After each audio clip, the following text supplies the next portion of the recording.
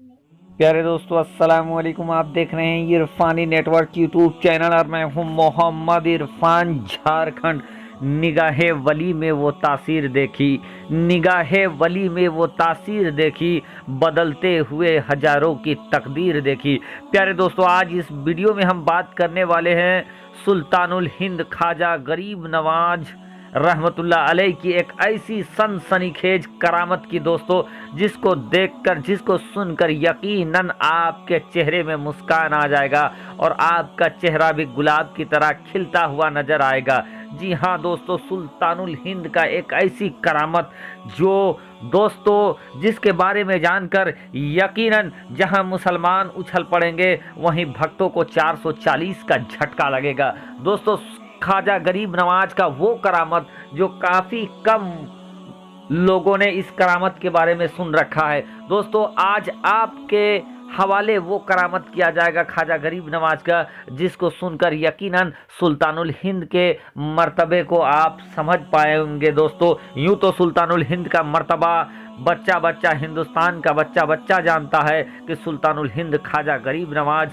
कितने करामत किए हैं, लेकिन उन्हीं में से करामतों में से एक ऐसा करामत दोस्तों, जब सुल्तानुल हिंद ख्वाजा गरीब नवाज को जहर दिया गया। दोस्तों, क्या हुआ और किसने ख्वाजा गरीब नवाज को जहर दिया और जहर देने के बाद जो कुछ हुआ दोस्तों, वो जानेंगे तो आपके रोंगटे खड़े हो जाएंगे। तो चलिए वीडियो का आगाज करते हैं। उससे पहले आपसे अदबन गुजारिश करना चाहेंगे, अगर आप पहली बार मेरे यूट्यूब चैनल इरफानी नेटवर्क में विजिट कर रहे हैं तो जल्दी से मेरे चैनल को कर लीजिए सब्सक्राइब, साथ ही साथ बेल के बटन को ऑन कर दें और ऑल नोटिफिकेशन के ऑप्शन को दबा लें, ताकि आने वाला हर वीडियो सबसे पहले आप तक पहुंच सके।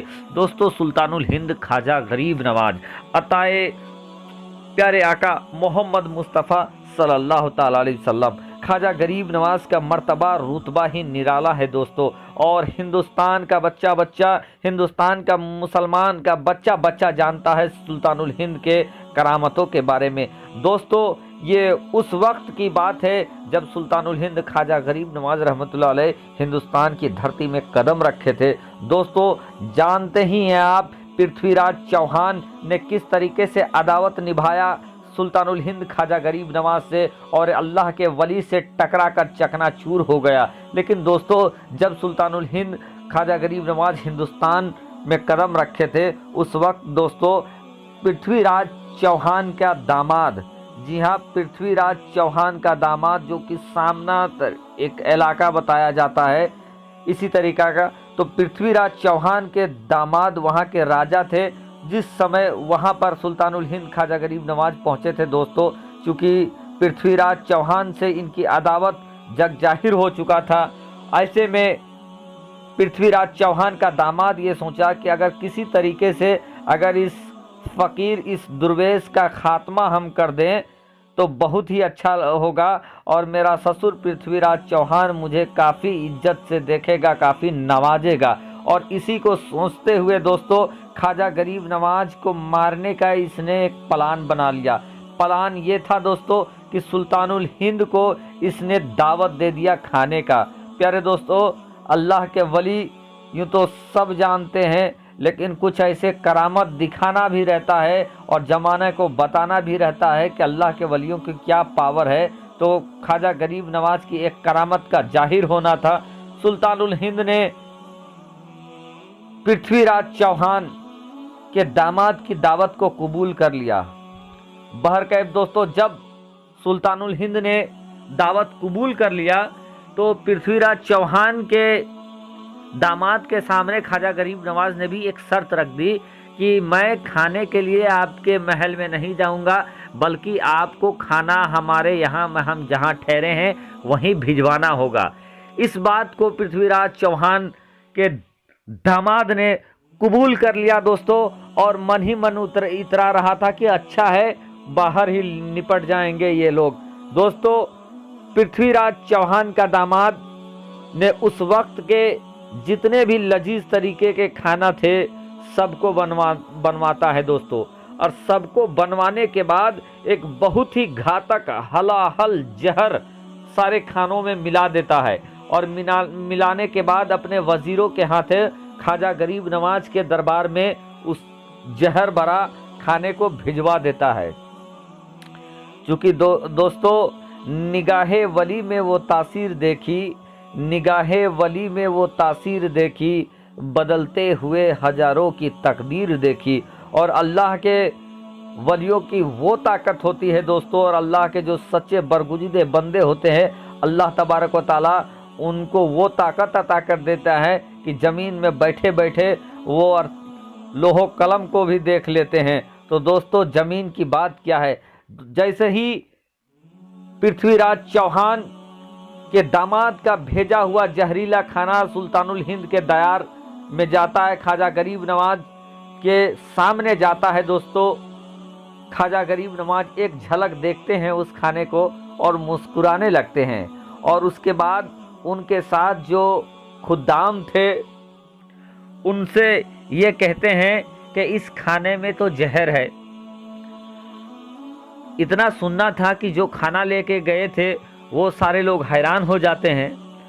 फिर ख्वाजा गरीब नवाज उन लोगों को कहे कि इस खाने में तो जहर है, और हमने जो दावत कबूल किया है वो हमने खाने का दावत कबूल किया है, और यहाँ पे जहर है तो जहर तो हम खा नहीं सकते हैं। हाँ, खाने का हमने दावत कबूल किया है तो हम खाना खाएंगे, और जहर खाएगा राजा। जिस राजा ने हम लोगों को मेरे लिए ये जहर भेजा है तो ये जहर वही राजा खाएगा।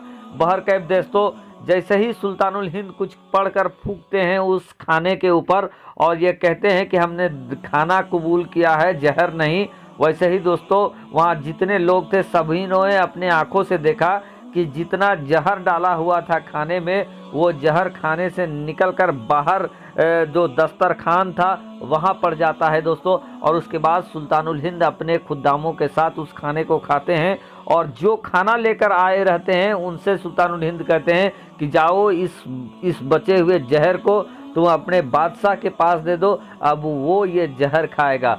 दोस्तों जब ये पूरा माजरा होता है तो वो खुद्दाम, चूँकि उन्होंने ख्वाजा गरीब नवाज की ये करामत देखी कि खाने से जहर खुद निकलकर दस्तरखान में आ गया, तो वो समझ गए कि ये कोई आम बुजुर्ग नहीं है, ये बहुत ही अल्लाह के बरगुज़ीदे बंदे हैं। उन्होंने उस खाने को उठाया और पृथ्वीराज चौहान के दामाद के पास उस चीज़ को ले जाते हैं। इधर दोस्तों पृथ्वीराज चौहान के दामाद की जो माँ थी वो धार्मिक कट्टर थी, लेकिन वो जानती थी कि किसी को भी पीठ में वार नहीं करना चाहिए, और किसी को खाने का दावत देकर उसके साथ जहर देकर मारना ये कायरता है। जब वजीरों ने पृथ्वीराज चौहान के दामाद की माँ को ये बात बताया कि आपके बेटे ने इस तरीके से फ़कीरों को मारने के लिए खाने में दावत दिया, दावत देने के बाद जहर दिया और जहर में खाना मिलाकर उनको भिजवाया था, लेकिन हम लोगों ने देखा कि जब उन्होंने कहा कि हम लोग खाना का दावत लिए हैं, जहर नहीं खाएंगे, जहर बादशाह खाएगा, तो इतना कहना था कि खाने से सारा जहर दस्तरखान में आ गया। जब ये बात उनकी माँ सुनती है तो वो अपने बेटे को काफ़ी भला बुरा कहने लगती है, और वो कहती है कि अगर तुम में इतना ही ताकत था तो तुम आगे से सीने में वार करते और आगे से अपनी ताकत की वजह से उनको हराते, इस तरीके से कायरों की तरह जहर देके मारने की कोशिश नहीं करते। इस तरीके के बहुत बात बोलने लगती है। उसके बाद बोलती है, काश मैंने तुम्हारे जैसा कायर औलाद को पैदा नहीं करता, तुम्हारे जैसा तुमको पैदा करने से अच्छा मैं सांप पैदा करती। तो इन तमाम चीज़ को सुनने के बाद पृथ्वीराज चौहान के दामाद के ऊपर अजीब सी कैफियत तारी हो जाती है। वो अपने सर को पटकने लगता है दीवारों में, और उसके बाद दोस्तों उसकी कैफियत, उसकी फ़िक्र बदल जाती है। दुनिया जमाना सब ने ये देखा कि वो इंसान जो वजीर लोग जो जहर लेकर आए थे, अचानक से वो उसी दस्तरखान को खोलता है और वहाँ से वो जहर खा लेता है। दोस्तों इतना देखना था दोस्तों कि सब ने इस बात को यकीन कर लिया कि ख्वाजा गरीब नवाज ने कहा था कि अब ये जहर तुम्हारा राजा खाएगा। तो फिर दोस्तों एक ही बार में बताया जाता है दोस्तों लगभग 700 से ज़्यादा कट्टर लोगों ने वहाँ पर कलमा पढ़कर इस्लाम में दाखिल हो गया। और उसके बाद दोस्तों कई हजार लोग उस जगह के इस कलमा पढ़कर मुसलमान हो गए। और फिर ख्वाजा गरीब नवाज ने उन्हीं में से एक पर ऐसी निगाह डाली कि वो अल्लाह के वली हो गए और उनको वो इलाका देकर सुल्तानुल हिंद ख्वाजा गरीब नवाज आगे बढ़ जाते हैं। तो ये है ख्वाजा गरीब नवाज की शान।